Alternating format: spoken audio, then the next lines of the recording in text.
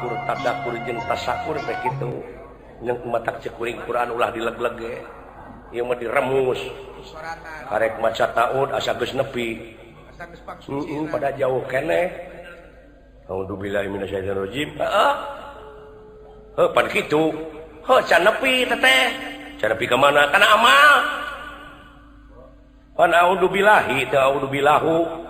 alif lam nage alif lam li jinsi artinya tuduh kana gawe buktikeun na gawe aku berlindung kepada Allah dari godaan setan yang terkutuk karek hartina eta mah wajib gawena kumaha carana nyalindung teh jeung ka saha nyalindung teh nya ka Allah nah make nyalindung ka Allah heuda nya dan nu kagunganna kana naonana nyalindung teh tuh pan loba tah udageun teh kada rahmat da pitulungna nah apangna nyalindung naon atuh sabab dari godaan setan yang terkutuk sahan dikutuk setan kusaha ku Allah iraha nah setan mun keterusan kada kudu tamat atuh ulah ngabutut bangkong ilmu mah kudu nepi ka mata holangna atuh doa we di malang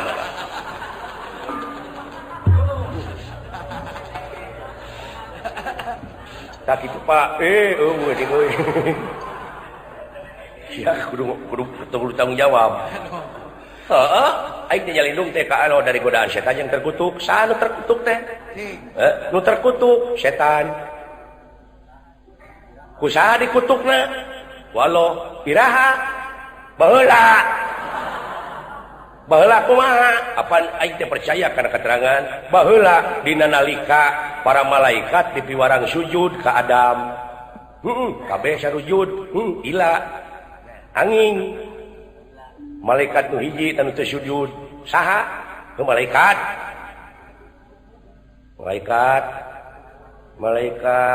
musyarafah terus tidinya menang gelar manehna saurang naon ablasa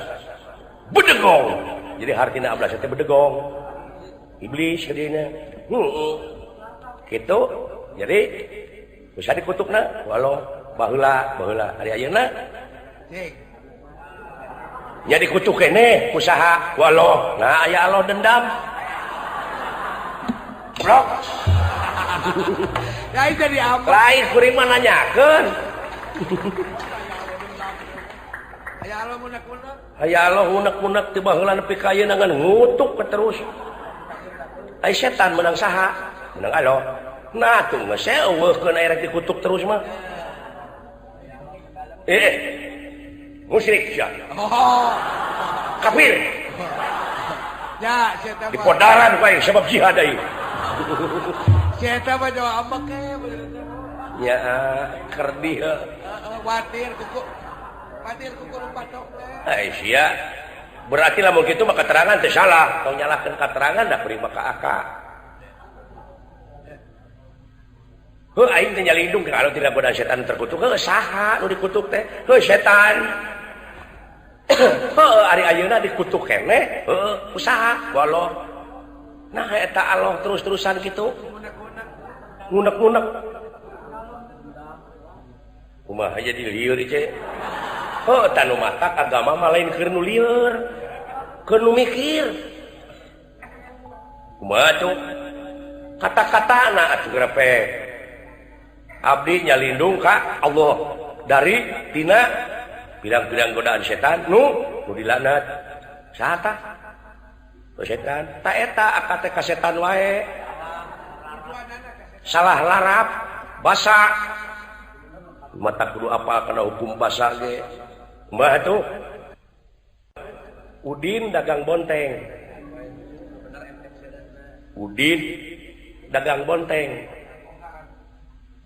dibeli ku Ubro bontengna teh bontengna Ubro geus boga bonteng meunang meuli ti Udin tuluy ngarujak saha teh Ubro teh geus didahar ku Ubro nyeri beuteung alatan dar bonteng nyalahkeun ka Udin teu da Udin mah dagang tak kitu Jadi eta umroh nyeri beuteung teh alatan dahar bonteng rujak bonteng lada teuing menang meuli di Udin dek disalahkeun Udin moal ada si Udin medagang ceuk Udin teh meureun da beri medagang da maneh nu meuli heueuh aya kitu kumaha teh maksudna dari godaan setan yang terkutuk satan nu terkutuk teh setan ta eta ka setan deui naon eta goblok aing sakit geus lieur teh dikadek ya ada babari amat teka pikiran dari godaan setan yang terkutuk siapa sing banyakeun ku si ahli ingat godaan setan nu ngalantarankeun terkutuk teh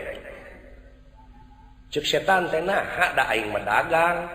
tong nyalahkeun ka aing da hak aing tah mah grapek debat jeung setan diajar minangka we kuring setan kuring teh mawa dagangan kuring teh sirik pidik jaya kaniaya iren parasten dudupak rumpak ngupat simuat ujug ria takabur nyaci maki sik-sik melik teu kaopan teu payaan pedit cap jahe buntut kasiran dagangan kuring setan bade ieu tak aka manusia boga hak di naon nyaahan dedeuhan welasan asihan heueuh kuring dagang ka aka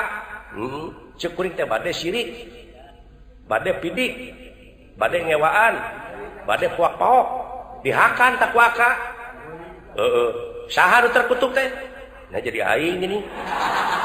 eta make nyalahkeun setan naon teh eta jadi aing euy kudu katerembongan meuli ye nu mata kudu make polo ge kitu ngaji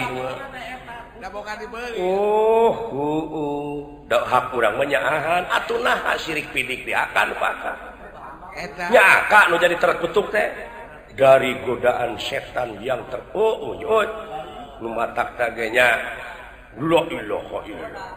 murunya eta utak ulah kagoda nuhun bala sawangsuna